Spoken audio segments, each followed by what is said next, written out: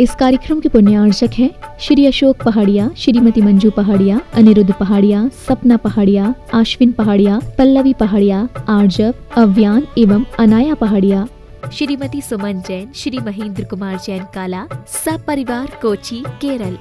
Doctor P N Jain, Tata memorial hospital, Seema Jain, Pranjal एवं doctor Toshita Jain, Mumbai. Nita, Jaya, Divya एवं प्रियांशी जैन। सर्वमंगल मांगल्यं सर्वकल्याणकारकं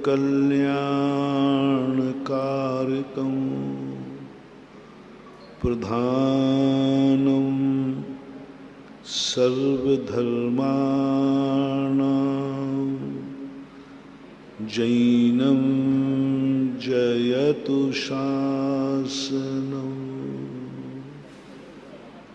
जैनं जयतु शासनम्। पंच परमेष्टि भगवान की जय हो। आचार्य श्री गुरुवर कुंद कुंद महाराज की जय हो। आचार्य श्री गुरुवर विद्यासागर महाराज की जय हो। परम उपकारी निर्यापक श्रवण मुनि पुंगव श्री सुधासागर जी महाराज की जय। आचार्य संघ की जय। प्रकृति के संबंध में अपन समझ रहे थे, वो दो प्रकार की प्रकृतियां अपन ने समझी। एक बाहर जगत भी प्रकृति रूप है और एक अंतर जगत भी प्रकृति रूप है। और प्रकृति का अर्थ होता है स्वभाव, नेचुरलिटी। तो बाहर भी सब कुछ नेचर ही है, सबकी अपनी अपनी प्रकृति है। बुरी प्रकृतियां कई बार हमें अच्छी नहीं लगती, लेकिन जब पॉजिटिव थिंकिंग से देखें तो बुरी प्रकृति हमारे लिए ज़्यादा अच्छा है। कथनचित यदि अपन एक दृष्टि डालें, संसार में बुराई नहीं होती तो न मोक्ष होता न मोक्ष मार्ग होता।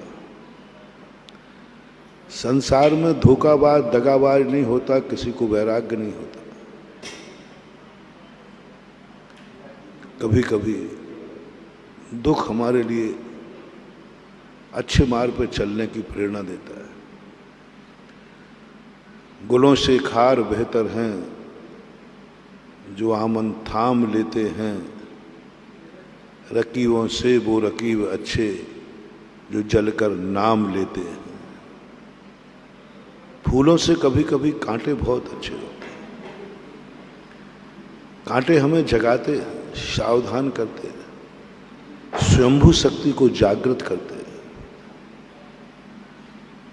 फूल हमें सुलाते हैं, हमारी स्वयंभू शक्ति पर आवरण डालते हैं। कांटे में ताकत है, हमारी स्वयं की शक्ति, एनर्जी जागृत कराने की। कांटे जहां पड़े रहते हैं वहां व्यक्ति स्वयं कहता है मुझे देख के चलना है। फूल हमें अंधा बनाता है, क्या देखना, फूल ही तो बिछे हैं। हमारी देखने की शक्ति खो दी, हमारी सावधानी की शक्ति खो दी, हमारा यत्नाचार खत्म हो गया, क्योंकि फूल बिछे हैं, इनको क्या देखना। और कांटे देखते ही हमारी शक्तियां जागती हैं। मित्र को देख करके हम निश्चिंत होते हैं, दुश्मन को देखकर हम सावधान होते हैं। दुश्मनों के बीच में हम जागते हैं और अपनों के बीच में हम सोते हैं। जब चारों तरफ अपने लोग हों उस दिन नींद बहुत अच्छी आती है, क्योंकि अब डर की कोई बात। और चारों तरफ दुश्मन हो तो हम जागते हैं। तुम्हें सोना अच्छा लगता है, जागना नहीं। और स्वयंभू शक्ति के लिए जिए निद्रा, कुंद भगवान ने कहा, निद्रा को जीतो, जित मोह, मोह को जीतो। तुम्हारी जिंदगी में बाधक वो बन रहे हैं जो तुम्हें चाहते हैं। तुम्हारी स्वयंभू शक्ति में सबसे बड़ा बाधक बना है जो तुम्हें सबसे ज्यादा चाहता है, जो तुम्हारे लिए कुछ नहीं करने देगा। घर में जो व्यक्ति तुम्हें सबसे ज्यादा चाहते हो, समझ लेना वो बेटा निकम्मा होगा, वो बेटी निकम्बी होगी, क्योंकि सब उसे चाहते हैं। कोई उसे काम ही नहीं करने देंगे, वो कुछ सीख नहीं पाएगी, वो कुछ होनहार नहीं। जिसके घर में कोई नहीं चाहता है वो होनहार बनेगा, क्योंकि वो जानता है मुझे कोई साथ देने वाला नहीं है, मुझे खुद अपने पैरों पर खड़े होना है, अपने पैरों पर खड़े। चाणक्य ने चंद्रगुप्त को यही किया, जितने कष्टों में ले गए, बोले तेरा कोई नहीं, मैं भी नहीं। कई बार बीच मझधार में बाढ़ की नदी में चंद्रगुप्त को धकेल करके और चाणक्य चले गए। बोले गुरुदेव बचाओ, बोले मैं भी तेरा नहीं हूं, मैं भी तेरा नहीं, मैं बचाने वाला नहीं हूं, तू मरता तो मर जा।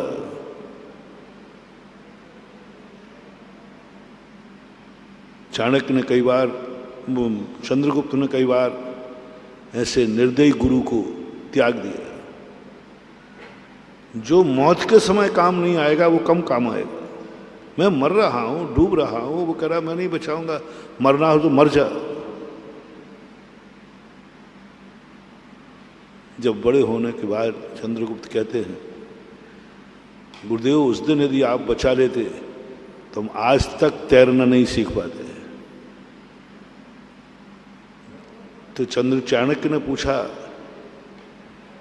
जब मैंने भी सहारा छोड़ दिया तुम्हारा, मैंने भी तुमसे कह दिया मरना हो मर जा, तब तेरे मन में क्या भाव आया?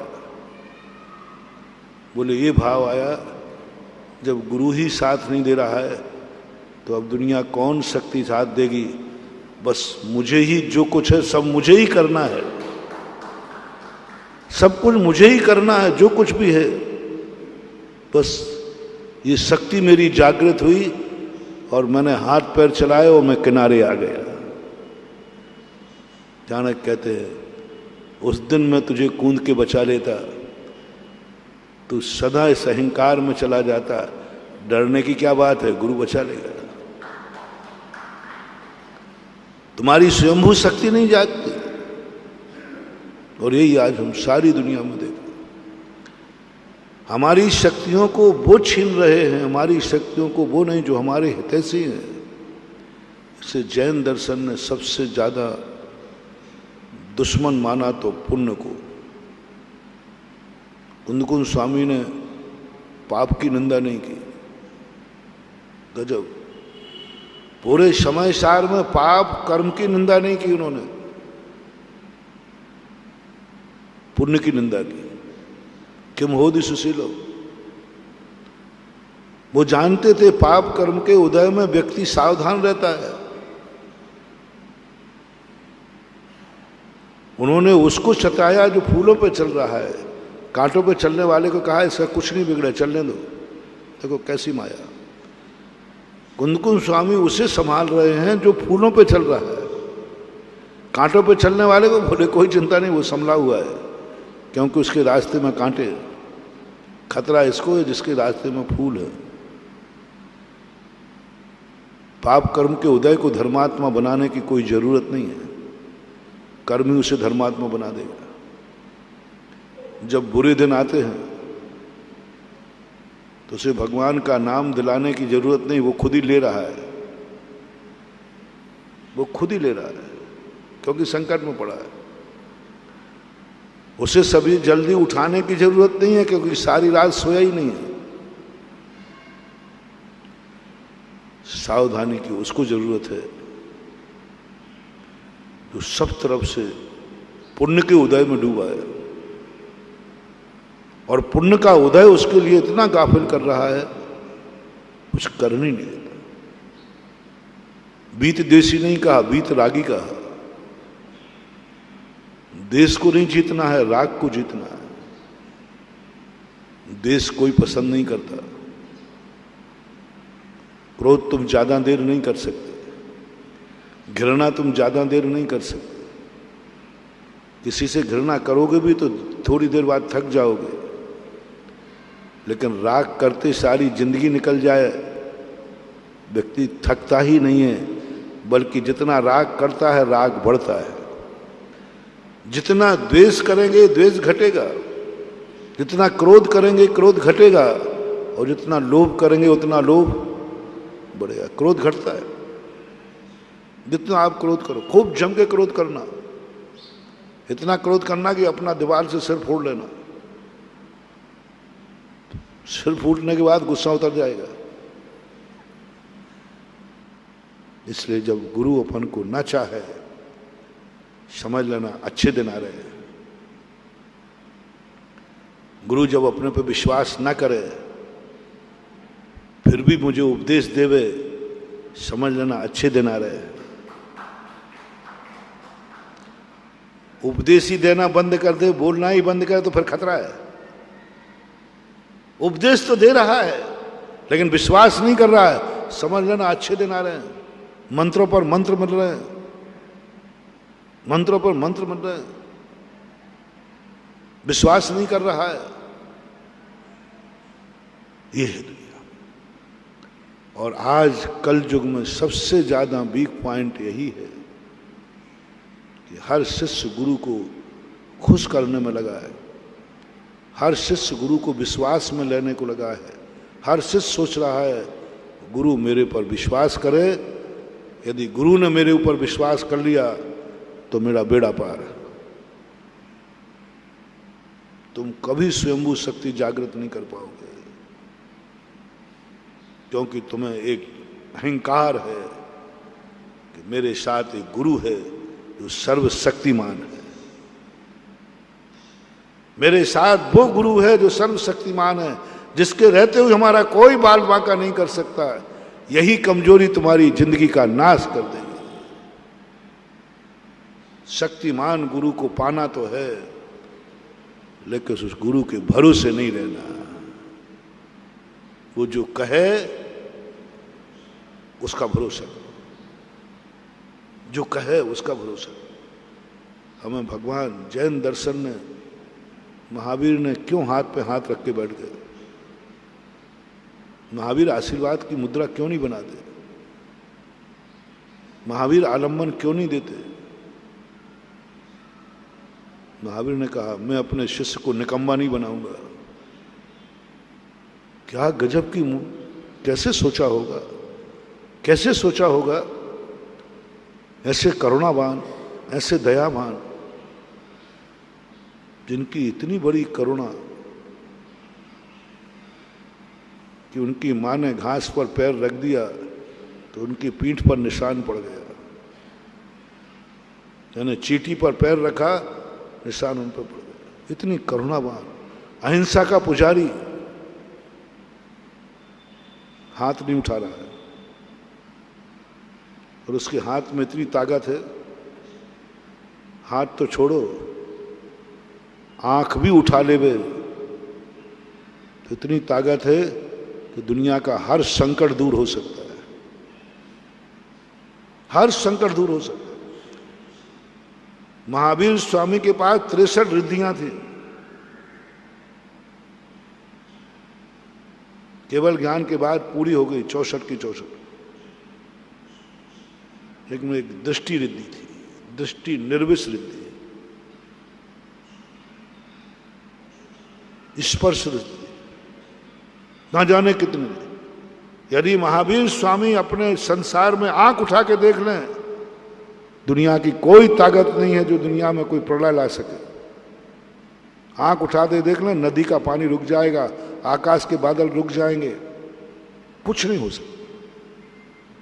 लेकिन उन्होंने नियम ले लिया, दुनिया में कितना भी प्रलय हो जाए मैं आंख नहीं उठाऊंगा। जिनकी आंखों में ताकत है उन्होंने आंख बंद कर ली, और जिनकी आंखों में कुछ भी ताकत नहीं है वे आंख फाड़ के देख रहे हैं। महावीर की आंख उठे तो जगत कल्याण हो, लेकिन उन्होंने आंख बंद करने का नियम ले लिया। मैं नाशा दृष्टि, उनका हाथ उठ जाए महानुभाव। महावीर यदि अपनी करुणा से एक बार हाथ ऐसा उठा दे, दुनिया की कोई समस्या नहीं है जो समाधान,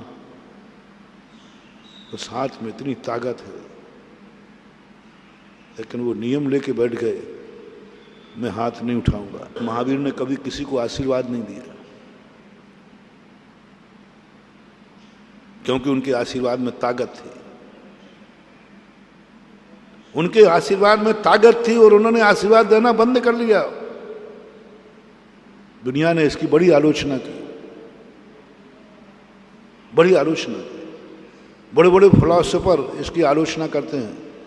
महावीर की आंखों में ताकत थी तो उनको आंख खोल के रखना चाहिए थी।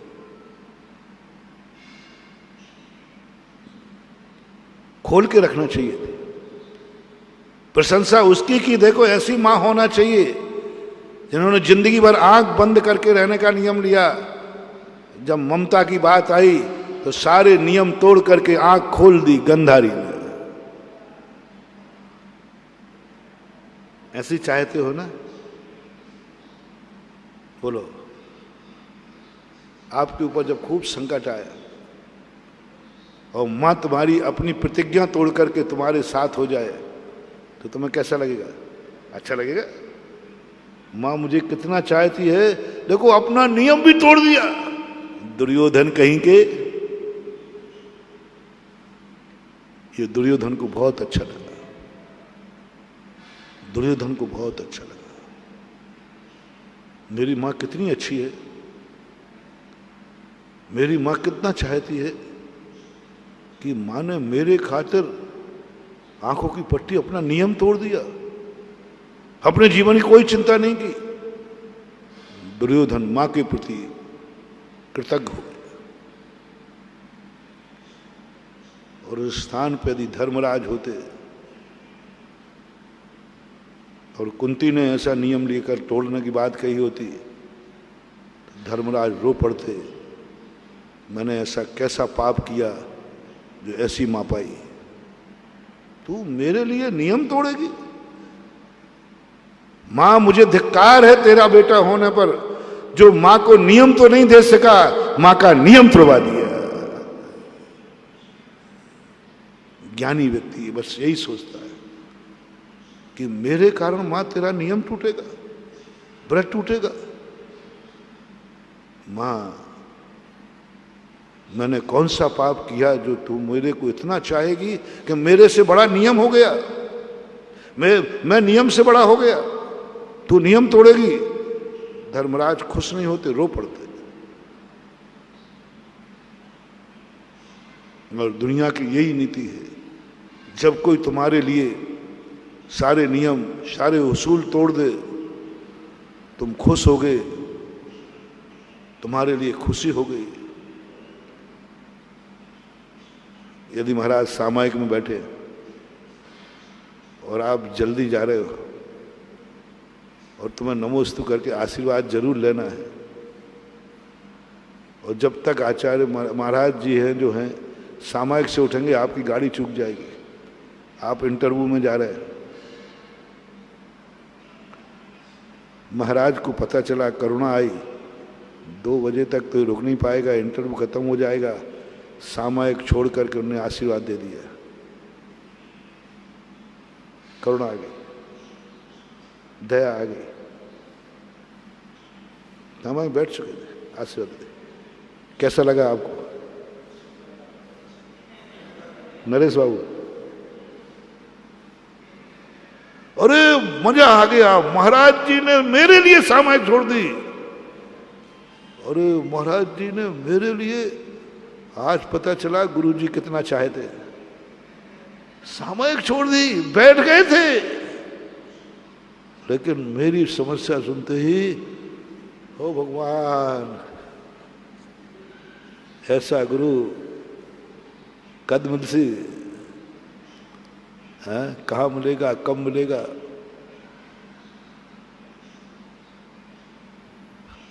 क्या नाम दे दूं तुम्हें? अपने मुंह से ले लो ना, मैं दूंगा तो बुरा लगेगा, क्योंकि गुरुदेव ने तुम्हारे लिए सामायिक छोड़ दिया, आशीर्वाद दिया। तुम्हें खुशी हुई, आनंद हुआ, वाह धन हो गया,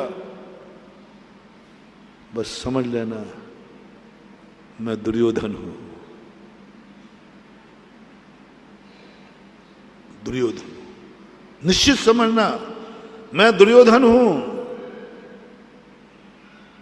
क्योंकि मेरे लिए गुरु इतना चाहते हैं कि सामायिक को भी छोड़ दिया। धन्य है गुरु, मैं खुश हो गया। बंधु नोट कर लेना डायरी में, मैं दुर्योधन हूं, और तुरंत ही भाव आ जाए, हे भगवान मैंने कैसा पाप किया, मेरे कारण आज गुरु ने सामायिक तोड़ना पड़ी।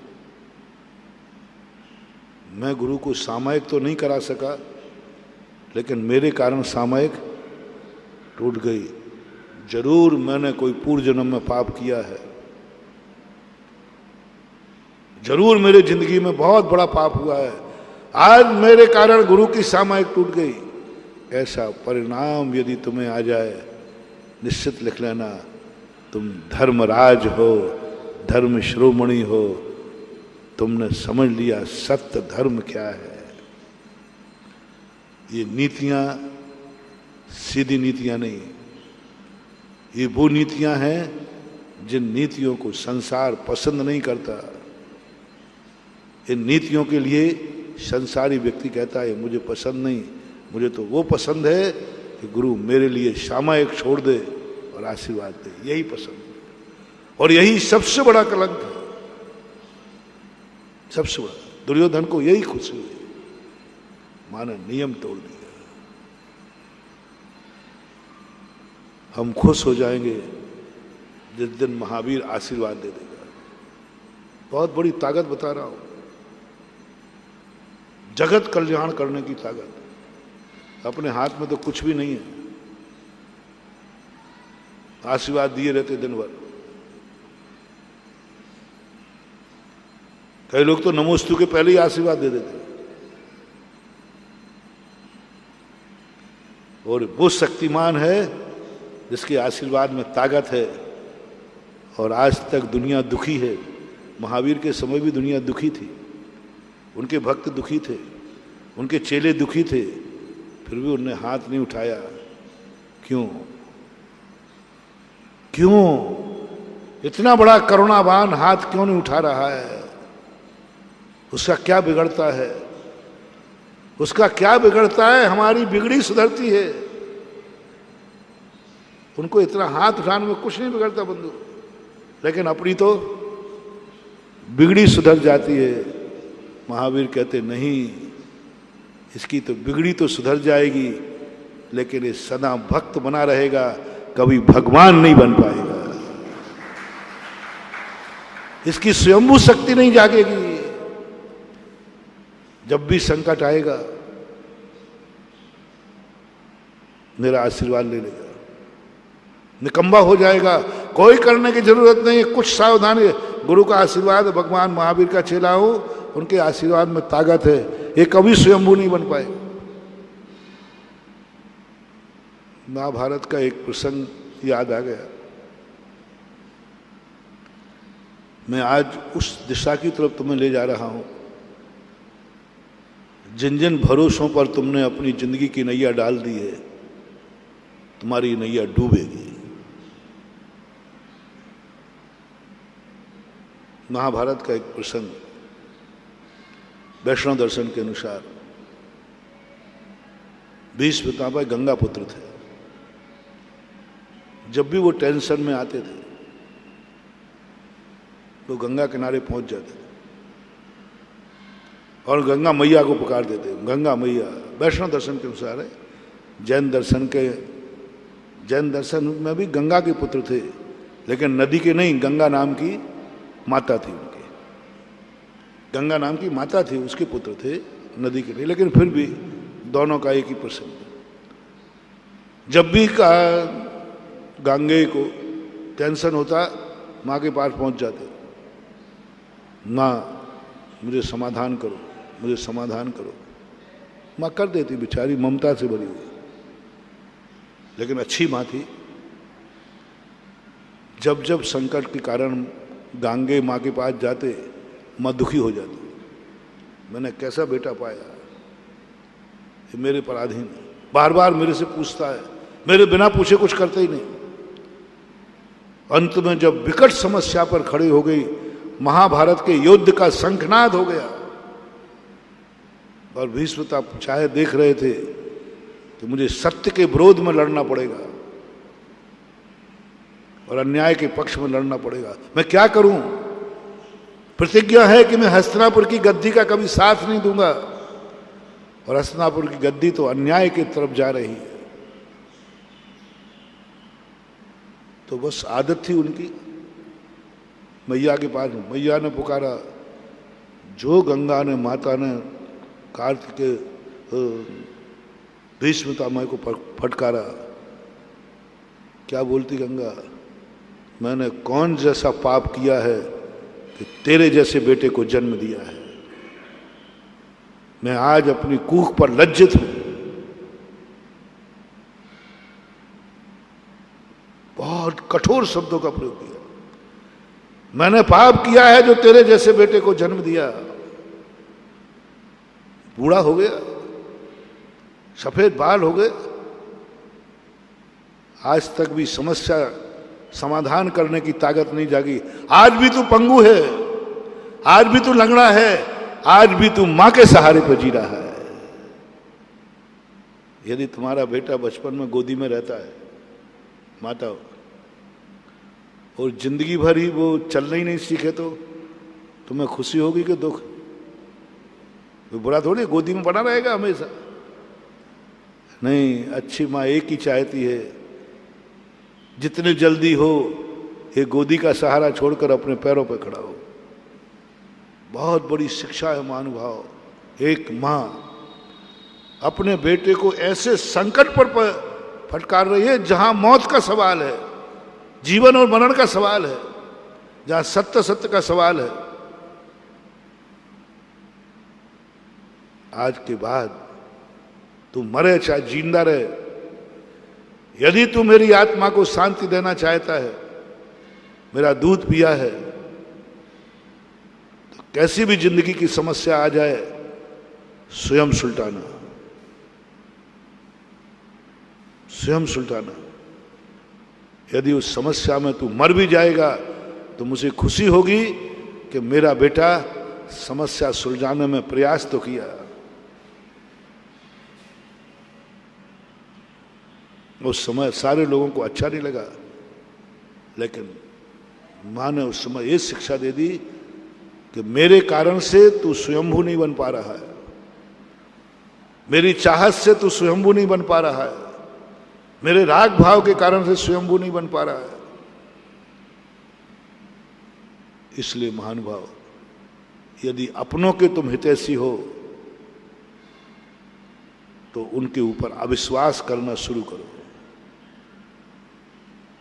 और उनको छोड़ दो मझधार में, छोड़ दो संकटों में, खाने दो ठोकरें, खाने दो ठोकरों में। उसकी स्वयंभू शक्ति को जागृत करो और वह शक्ति तुम्हारे अंदर आज याद नहीं आएगी, कल याद करोगे।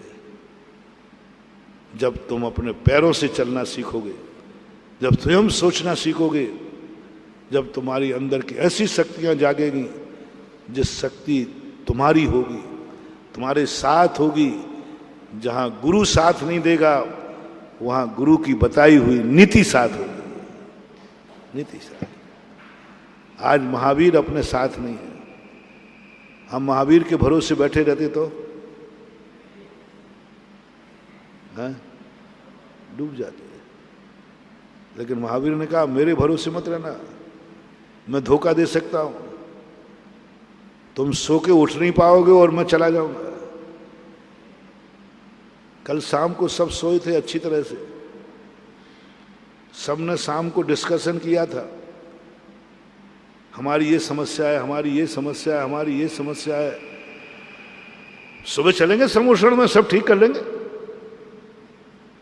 रात को सारे संसार ने प्लानिंग बनाई, सारा संसार प्लानिंग बना रहा है, कोई टेंशन नहीं, कोई अपनी बुद्धि नहीं लगा रहा है। आजकल के बालक ऐसे ही हो गए। उनसे कहो जोड़ना 9 और 7 कितने होते हैं?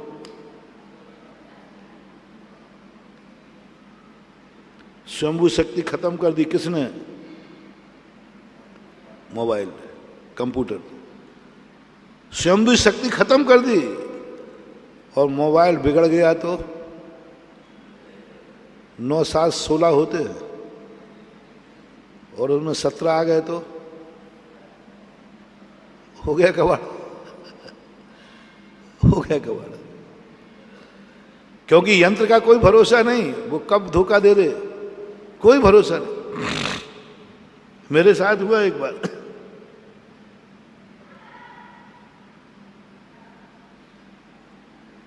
मेरे साथ कब हुआ कि वो मंदिर का एक प्लाट था, तो मेरे से कहा किसी ने कि महाराज जी, मैंने कहा भाई दिशा देखना, तो उसने जाकर महाराज अभी देखता हूँ, वो मोबाइल से दिशा देखी, उसमें पता नहीं क्या था, उत्तर को दक्षिण बता दिया, दक्षिण को उत्तर बता दिया, दिशा ही सही नहीं बताई। और बाद में जाकर के उसी के अनुसार मैंने आशीर्वाद दे दिया, इधर भगवान बैठाल देना, इधर मुंह कर लेना, ये दिशा है। बाद में जब उसको नापा गया, जब सुबह सूर्य का उदय हुआ तो पूरब तो इधर था और कंपास ने इधर दिखाया। मैंने कहा सूरज तो गलत नहीं उगाया, आज ये हो रहा है। इसी प्रकार से महावीर स्वामी के समय हुआ, रात में सब लोगों ने प्लानिंग बनाई, कल समोषण में जाके मैं ये पूछूंगा, ये पूछूंगा, ये पूछूंगा, ये पूछूंगा। और सब लोग समोषण में अभी उठ ही नहीं पाए और महावीर स्वामी उठ गए। सब उठ नहीं पाए, महावीर स्वामी उठ गए। सबकी प्लानिंग कहाँ रखी गई? महावीर का भरोसा मत करना, वो धोखा दे सकता है। लेकिन महावीर की वाणी, बोलो ना, 2500 साल हो गए, महावीर को मोक्ष गए, लेकिन भगवान महावीर की वाणी पर विश्वास किया, वो आज तक हमारा साथ दे रही है, आज तक हमारे सामने है। आज भी हम पढ़ सकते हैं, महावीर को नहीं, बोलो महावीर वाणी को। यदि ये महावीर की वाणी नहीं होती तो पूज्यवर शांति सागर महाराज मुनि कहाँ से बन जाते? इसी को पढ़ के तो बने।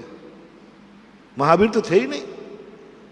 महावीर के भरोसे ये मुनि धर्म नहीं चल रहा है, महावीर की वाणी के भरोसे मुनि धर्म चल रहा है। उनकी वाणी आज हमारे लिए मंत्र बन गई, शक्ति बन गई। आज हमारे सामने 24 घंटे विद्यमान है, जब चाहे तब विद्यमान है। फिर कुंदकुंज स्वामी ने यहां तक कह दिया कि महावीर स्वामी का भरोसा नहीं है ना। हाँ नहीं, वो तो चले गए, हमें छोड़ गए। तो कुंदकुंज स्वामी एक कदम आगे बोले, जिनवाणी का भी भरोसा नहीं करना है, शास्त्र का। बोले शास्त्र भरोसा नहीं? बोले किसी भी दिन नदी में बाढ़ आ गई तो कोई शास्त्र में दीमक लग गया तो बोलो बाढ़ में शास्त्र बह सकते हैं कि नहीं बह सकते? यहीं सरस्वती भवन में यदि चतुर्मास नहीं होता और इतने बच्चे नहीं होते तो पूरा सरस्वती भवन का एक शास्त्र हमारे हाथ में नहीं बचता। कोई दुश्मन आकर के जला सकता है, 6-6 महीने तक होलियां जली इन शास्त्रों की। कितनी जिनवाणी हमने खो दी। तो कुंदकुंज स्वामी ने कहा कंठस्थ विद्या अंतस्थ धनम। जैसे गुरु उपदेश दें, इन पन्नों पे भरोसा मत करना, उसको अपनी आत्मा में उतार लो, तुरंत साधना में उतर जाओ, वो तुम्हारा साथ देगा।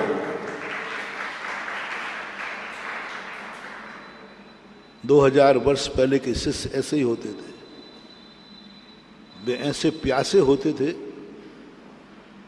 गुरु का कोई भरोसा नहीं। निमित्त पाकर के कभी इतराना मत, निमित्त पाकर के कभी अहंकार मत करना। निमित्त माचिस की काड़ी के समान होता है। जितने अच्छे निमित्त तुम्हें मिले उन पर ज्यादा विश्वास नहीं करना। वो कितनी देर के लिए जलेंगे? माचिस की काड़ी के समान। माचिस की काड़ी से ज्योति निकलती है, कितनी देर के लिए?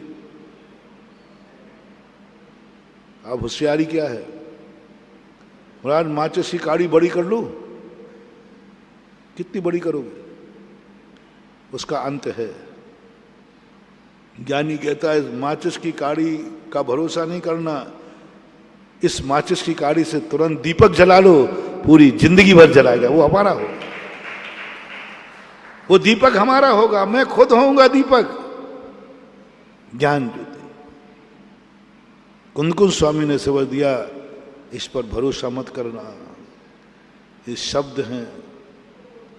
आगे उन्होंने एक कदम और दिया समय सार के सर्वशुद्धि अधिकार में। शास्त्र पर भरोसा नहीं करना, कोई भी छीन लेगा, कोई भी नष्ट कर देगा, फिर क्या पढ़ोगे? याद करो, कंठस्थ करो। सर्वशुद्धि अधिकार में कह दे इन शब्दों का भरोसा नहीं करना, ये शब्द भूल सकते हो, शब्दों के अनेक अर्थ निकल सकते हैं, तुम भटक सकते हो। उन शब्दों से तुरंत अपनी आत्मा में साधना में उतार लो। साधना कभी भ्रष्ट नहीं होती, साधना स्वयं का दीपक है। आत्मा की पर्याय बना लो, स्वयंभू बन जाओ, स्वयंभू बन जाओ। कहां से चलाते चलाते और अंदर की ऐसी ज्ञान ज्योति प्रकट कर ली, अब ये तुम्हारी है, तुम्हारे पास है। जब चाहे पढ़ो, जब चाहे देखो, ये सदा तुम्हारे साथ रहेगी। स्वयं का ज्ञान कभी कोई लूट नहीं सकता, कभी कोई छीन नहीं सकता, क्योंकि वो स्वयंभू शक्ति को जागृत कर दिया। इसलिए अपन उस प्रसंगों की तरफ चलें जिन प्रसंगों में हम बहुत सुप्त हो गए, जिस पुण्य में हम गाफिल हो गए, जिन चहेतों ने हमारा सर्वनाश कर दिया है, जिन चहेतों ने हमारी स्वयंभू शक्ति कुंठित कर दी है। सावधान हो जाओ। हर व्यक्ति को हम प्रयास कर रहे हैं, ये मुझे चाहे। तुम्हारी परिवार में क्या स्थिति है? क्या चाहते हो तुम परिवार में? मां मुझे चाहे, पत्नी मुझे चाहे, बेटा मुझे चाहे, पड़ोसी मुझे चाहे, गुरु मुझे चाहे, ये सब मेरे संकट में काम आवे। बस यही भूल तुम्हारी जिंदगी का बहुत बड़ा अपशगुन है। यही सोच तुम्हारी जिंदगी का अपशगुन है।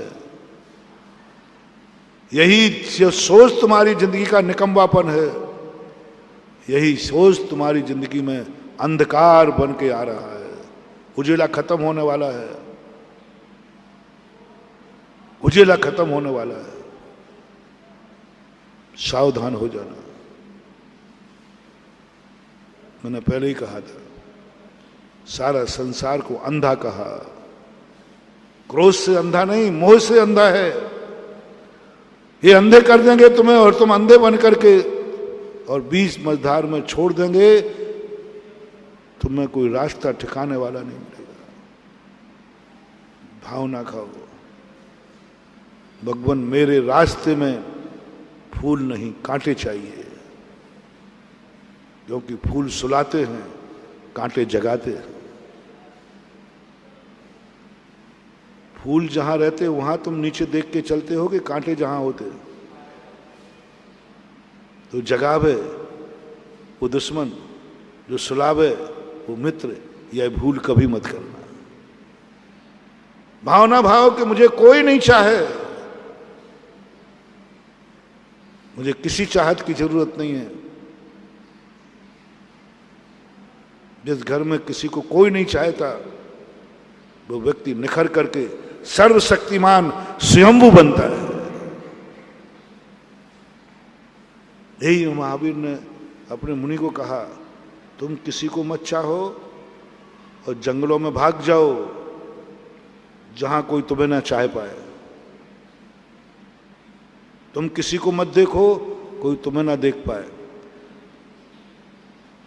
तुम किसी के संकट दूर मत करो और तुम्हारे भी कोई संकट दूर नहीं करे। ऐसे जंगल में गिरनार की 5वीं टॉक पर जाके बैठ जाओ जहां संकट आने पर तुम चिल्लाओ तो कोई भी ना आ पाए, और जूनागढ़ में कोई चिल्लाए तो तुम भी ना जा पाओ, तुम भी ना जा पाओ। सारी जनता को आशीर्वाद दे दे करके निकम्मा मत बनाओ, आशीर्वाद बंद करो और उनको स्वयंभू बनने दो। महावीर ने कहा नहीं, अपन को बहुत बुरा लगा। शुरू शुरू में मुझे बहुत बुरा लगता था, भगवान महावीर आपकी मूर्ति ऐसी होना चाहिए। आशीर्वाद की छाया में हम लोग जीना चाहते। अब पता चला कि महावीर की कितनी बड़ी करुणा थी। उन्होंने हाथ पे हाथ रख के दिखा दिया, मेरे भरोसे मत रहना, मैं हाथ भी नहीं उठाऊंगा, सहारा भी नहीं दूंगा, सहारा भी नहीं दूंगा, स्वयंभू बनो। महावीर की प्रकृति नहीं, महावीर का स्वभाव नहीं, महावीर का हमारा स्वभाव क्या है। हम प्रकृति के भरोसे इतने हो गए, प्रकृति जिस दिन विद्रूप हो जाएगी क्या करोगे। हम श्वास के भरोसे जी रहे, किसी दिन श्वास के भरोसे तुम ये मत सोचना कि कम से कम हमारी जिंदगी में ऑक्सीजन मिलती रहे। नहीं महानुभाव, इस ऑक्सीजन पर विश्वास मत करना। तुम वो साधना करो कि हे भगवान, मैं वह साधना चाहता हूं जहां ऑक्सीजन की जरूरत ही नहीं पड़े, हवा की जरूरत नहीं। ऑक्सीजन के बिना उस दिशा की तरफ बढ़ो जहां जीने के लिए ऑक्सीजन भी नहीं चाहिए। वो रास्ता महावीर ने दिखाया। उन्होंने ये आशीर्वाद नहीं दिया, जाओ बेटा मेरा आशीर्वाद है, तुम्हें कभी श्वास लेने की कमी नहीं आएगी। वो जानते थे ये आशीर्वाद फैल होगा। यदि इसको 90% कोरोना फैल गया तो ऑक्सीजन रखी रहेगी, लेकिन ये ले नहीं पाएगा। उन्होंने कहा नहीं, ऑक्सीजन का नहीं। ऋषभ देव के दरबार में जब लोग भूखे पहुंचे, और भूखे पहुंचने के बाद सब भूखे प्यासे थे, किसी बार कपड़े लत्ते नहीं थे। ऋषभ देव के घर में 2 तख्तियां थी, नाभि राय के घर। नाभि राय राजा थे उस समय। उनके घर में कल्प वृक्ष था। उनके परिवार की सारी समस्याएं कल्प वृक्ष से दूर होती थी। तभी तो नाभि राय को पता चला नहीं, जनता को पता चल गया। जनता के घरों के कल्प वृक्ष खत्म हो गए, उनको पता चल गया। नाभि राय को पता नहीं चला, उनके आंगन में कल्प वृक्ष थे, उनके आजीविका चल रही थी। नाभि राय के मन में भाव आया, सब भूखे आ जाओ हमारे यहां, सबका भंडारा है। सबको कपड़े दे दो, कल वृक्ष से मांगे क्या जा रहा था, दे सकते थे। ऋषभदेव ने कहा नहीं नहीं पिताजी, अनर्थ हो जाएगा। सौधर जब ऋषभदेव चाहता तो सौधर्मिंद से कह देता इन सबको खाने को दे दो, इनको सबको कपड़े दे दो, बाढ़ में डूब गए हैं, कर्मों के मारे हैं, सबके मकान बना दो, जिस जिस व्यक्ति को जो जो चाहिए वो सब दे दो। बोलो सौधर्म दे सकता था कि नहीं दे सकता? दिया ही था पहले। लगभग महावीर स्वामी के ऋषभदेव का जन्म नहीं हुआ, उसके पहले सौधर्म ने आकर पूरी अयोध्या वासियों को धन दौलत से लबालब कर दिया, जिसको जो चाहिए लो। किमिक्षक दान दिया कुबेर ने, सौधर्मेंद्र ने, किसी में कोई कमी नहीं रहना चाहिए। जब ऋषभदेव जन्म नहीं हुआ या जब वो बालक थे, जन्म के समय जिसको जो चाहिए वो ले जाओ। आज ऋषभदेव जब बड़े हो गए तो सौधर्मन देख रहा है कि भगवान मुझे आदेश देंगे, सौधर्मन तुम्हारे रहते हुए दुखी, जाओ उनको जो चाहिए सब दे दो। सौधर्मन आज्ञा का इंतजार कर रहा है, लेकिन ऋषभदेव ने सौधर्म से कुछ भी नहीं कहा। पिताजी इंतजार कर रहे हैं कि बेटा अभी कहेगा अपने यहां कल्पवृक्ष है ना, उससे मांग के दे दो। नहीं, ऋषभदेव ने अवधि ज्ञान लगाया, आज यदि मैंने इनको दे दिया तो ये निकम्बे हो जाएंगे। जब तक हम जिंदा हैं तब तक ये जिंदा रहेगी सृष्टि, जब तक आंगन में कल्पवृक्ष है तब तक जिंदा रहेगी, उसके बाद ये संसार खत्म हो जाएगा, नष्ट हो जाएगा। हम जिस दिन मुनि दीक्षा ले लेंगे ये सौधर्म के काम नहीं आएगा। ये मात मेरी मुंह देखी कर रहा है, मेरे पुण्य के कारण आज इनको सब कुछ दे देगा। जिस दिन मैं खिसक जाऊंगा उस दिन सौधर्म की तरफ देखने वाला नहीं है। आंख बंद करके सब कुछ जानने के बाद ऋषभदेव ने सोचा इनको कुछ भी मत दो, इनको कुछ भी मत दो, छोड़ दो इनको, घर में सब कुछ रखा है, कुछ भी मत दो पिताजी इनको। और ऋषभदेव खुद उठकर कहा कर्म करो, कर्म कमाओ और खाओ, मेरे आशीर्वाद की कमाई नहीं, मेरे पुण्य की कमाई नहीं, राजा की कमाई नहीं, तुम अपनी खुद की कमाई खाओ। और प्रत्येक व्यक्ति को स्वयंभू बना दिया, 6 कर्मों का उपदेश देकर खेती करा दी। खेती करना स्वयं गए, हल चलाना सिखाया, लेकिन रोटी बनी बनाई नहीं दी। यदि काश कल्पना करो महानुभाव, उस समय ऋषभदेव ये कह देते सब लोगों का भंडारा मेरे घर में, सब आ जाओ यही भोजन करना, तो ये भंडारा कब तक चलता? बोलो ना, जब तक ऋषभदेव थे। उसके बाद क्या करते?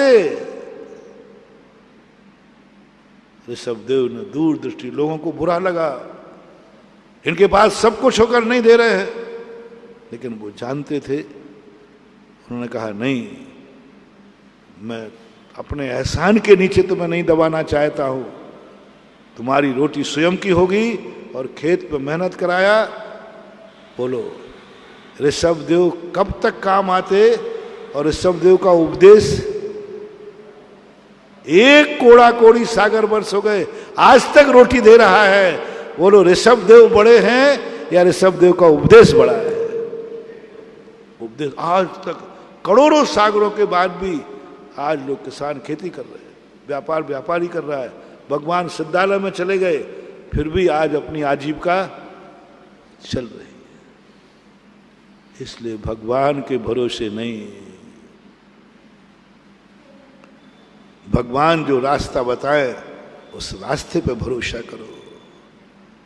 उमा स्वामी महाराज ने इसलिए कह दिया सम्यक दर्शन ज्ञान चारे त्राणी मोक्ष मार्गा। इस पर भरोसा करो, विश्वास करो, ये भगवान की वाणी है। जो वो उपदेश दे दे वैसा अपने जीवन में उतारो, वैसे अपने जीवन में चलो।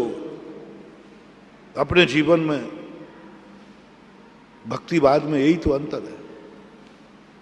जैन दर्शन का दूसरा नाम श्रमण संस्कृति है। भगवान को मत चाहो, भगवान के भरोसे मत रहो। भगवान ने जो कहा है उस करने के लिए जीवन समर्पित कर दो। श्रमण संस्कृति का अर्थ है भगवान के उपदेशों को अपने जीवन में उतारना, श्रम करना, तपस्या करना, साधना करना, अपनी जिंदगी की नाव अपने हाथ से चलाना। चलाना भगवान से सीखना, लेकिन चलाना स्वयं। भगवान से नाव चलाने में दो पाप है। भगवान के भरोसे नैया छोड़ने में दो पाप है। भगवान के भरोसे पर चलना दो पाप है। भगवान को यदि अपनी गाड़ी चलवाओगे तो भगवान को ड्राइवर बनाओगे, और तुम क्या बनोगे? तुम्हारी गाड़ी कोई दूसरा चलावे तो उसे क्या बोलते हो? बोलो ना। और तुम नहीं चलाओ, बैठे रहो, तुम्हारी यात्रा पूरी हो तो तुम्हें क्या बोलते हो? मालिक। मालिक गाड़ी में बैठा रहता है, ड्राइवर चलाता है। तो तुमने क्या कर डाला रे? भगवान को क्या बना डाला? ड्राइवर। और तू क्या बन गया? तेरे ही भरोसे मैंने तो भंवर में नैया डाल दी। एक भजन गाते हैं, हे भगवान तेरे से लोग पूछेंगे कि तेरे खेवटिया होते इसकी नाव क्यों डूब गई। मैंने कहा ये तो बर्बाद कर देंगे। ओ सेठ लोगों, तुम ड्राइवर बनाते बनाते भगवान को भी ड्राइवर बना डाला। ड्राइवर, ये पाप मत करना महानुभाव। नैया डूबे तो डूब जाने देना, लेकिन भगवान को खेवटिया मत बनाना। भगवान हमारी नहीं गाड़ी चलाएगा, गाड़ी हमारी, भगवान चलाएगा। वो ड्राइवर है क्या? महाराज भगवान कृपा करो मेरे रास्ते में कोई कांटे ना हो। हाँ तुम चलना, वो झाड़ू लगाएगा। अरे क्योंकि सेठ साहब आ रहे हैं ना। बोलो, काले जिसके रास्ते से कांटे दूर करे वो बड़ा है, या जो रास्ते पे चलता है वो बड़ा है? बताओ आपके व्यवहार में। जो चलता है वो बड़ा है। तो भगवान तो कांटे दूर कर रहा है, और आप भगत जी आ रहा है, भगत जी। और भगवान जी क्या कर रहे हैं? झाड़ू लगा रहे हैं। शिखर जी की यात्रा में हमारे भगत की गाड़ी पंचर नहीं बना। तीसरा उदाहरण देता हूं, अंगरक्षक। जिसकी रक्षा की जाती है वो बड़ा है, कि जो रक्षा करता है वो बड़ा है? लोग व्यवहार बताओ। बॉडीगार्ड, ब्लैक कमांडो, राष्ट्रपति की रक्षा करते हैं, तो बड़ा कौन है? और जो रक्षा करने वाला है वो ब्लैक, छोटा है। तुम कौन हो? और रक्षा करने वाला एक और गुरु जी, एक और भगवान जी। दोनों के बीच में चल रहा है राष्ट्रपति, सेठ जी चल रहे हैं। भगवान ब्लैक कमांडो, रक्षक है वो तुम्हारा। है भगवान मेरी रक्षा करना, और वो बारी में चला। एक और गुरु रक्षा करना, और तुम चल रहे हो सेठ जी। क्या मचा रखा है रे? मरो तो मर जाना, लेकिन भगवान को, गुरु को अपनी जिंदगी का बॉडीगार्ड मत बनाना, ड्राइवर मत बनाना, रास्ता साफ करने वाला मत बनाना। हो सके तो भगवान के रथ का सारथी बन जाना। हो सके तो भगवान के रास्ते के कांटे दूर कर लेना। हो सके तो हनुमान जैसे भगवान के बॉडीगार्ड बन जाना। सही भक्ति हनुमान से सीखो। भगवान से अपनी रक्षा नहीं कराई, सदा भगवान की रक्षा की। हमेशा भाव करना। समय आपका हो गया कि हे भगवान, मैं तेरे रास्ते के कांटे दूर करूं। हे भगवान, मैं तेरे रक्षा करूं, तेरे धर्म की रक्षा करूं। मैं सदा गुरु की रक्षा करता रहूं। तो कभी गुरु की रक्षा करे, नहीं नहीं ये पाप मेरे से नहीं हो, ये भाव मेरे में नहीं आए कि मैं गुरु मेरी रक्षा करें। ये भाव सदा बना के रखना, मैं सदा गुरु की रक्षा करूंगा, तो आप बहुत बड़ी उपलब्धि पाओगे। स्वयंभू शक्ति की चर्चा कर रहा हूं और आगे चर्चा देखेंगे जैसा आएगा। महावीर भगवान की। इस कार्यक्रम के पुण्यार्चक थे श्री अशोक पहाड़िया, श्रीमती मंजू पहाड़िया, अनिरुद्ध पहाड़िया, सपना पहाड़िया, आश्विन पहाड़िया, पल्लवी पहाड़िया, आर्जव, अव्यान एवं अनाया पहाड़िया। श्रीमती सुमन जैन, श्री महेंद्र कुमार जैन काला, सब परिवार Kochi, Kerala. Doctor P N Jain, Tata memorial hospital, Seema Jain, Pranjal एवं डॉक्टर तोशिता जैन मुंबई। नीता, जया, दिव्या एवं प्रियांशी जैन।